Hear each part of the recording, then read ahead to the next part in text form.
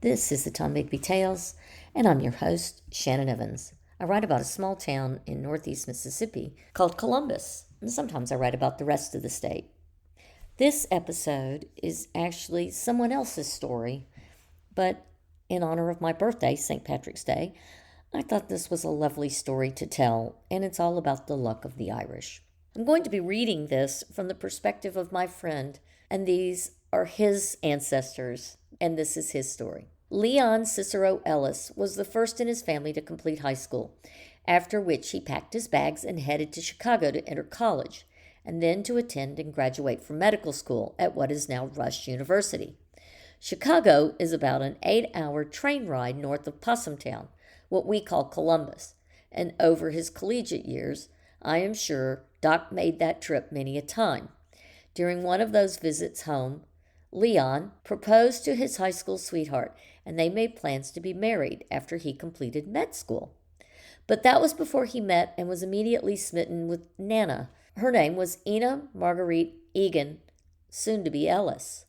Nana was one of 4 daughters born in Seattle, Washington, to young Irish immigrants. Their mother was tragically killed in a house fire in Hartford, Connecticut when the sisters were still quite young. The mother, Mary, rushed in a burning house to save a neighbor's child, and she suffered significant burns and died.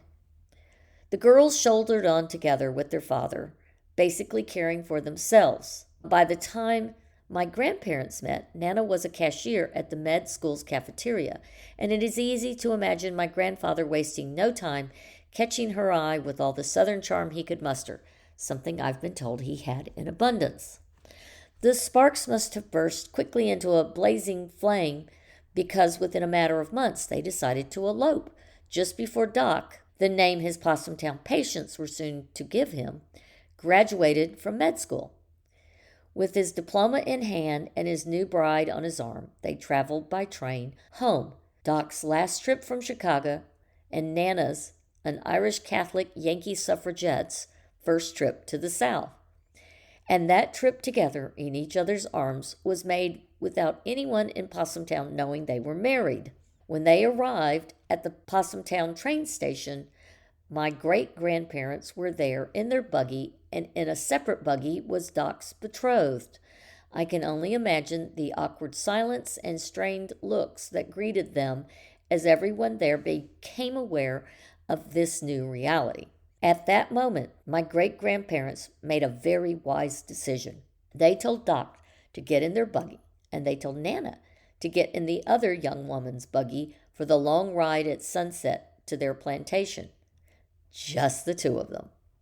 During that long ride, I am sure that my grandparents had a few choice words for Doc.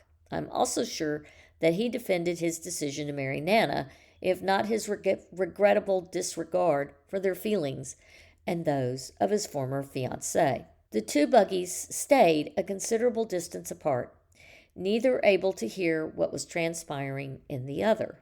Doc and his parents arrived at the plantation first, and it was a good hour before the other buggy arrived, to be met by lanterns in the dark.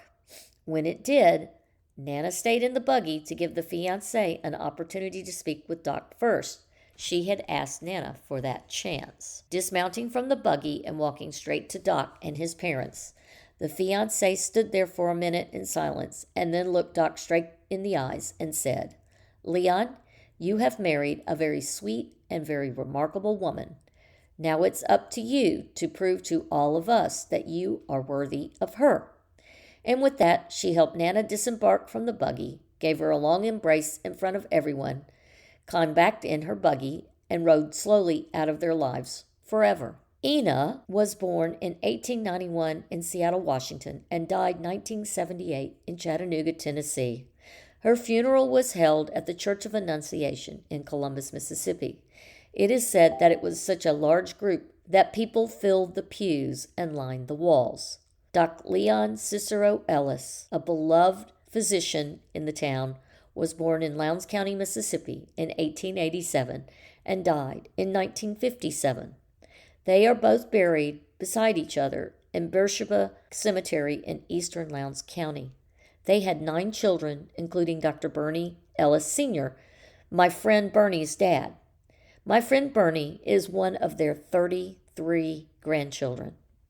The fiancé's name, unfortunately, has been lost to history. Happy St. Patrick's Day from Bernie Ellis, one of Doc and Nana's 33 grandchildren. According to Bernie, having her genes and living soul in me is all the proof I need that the Irish are lucky and blessed too.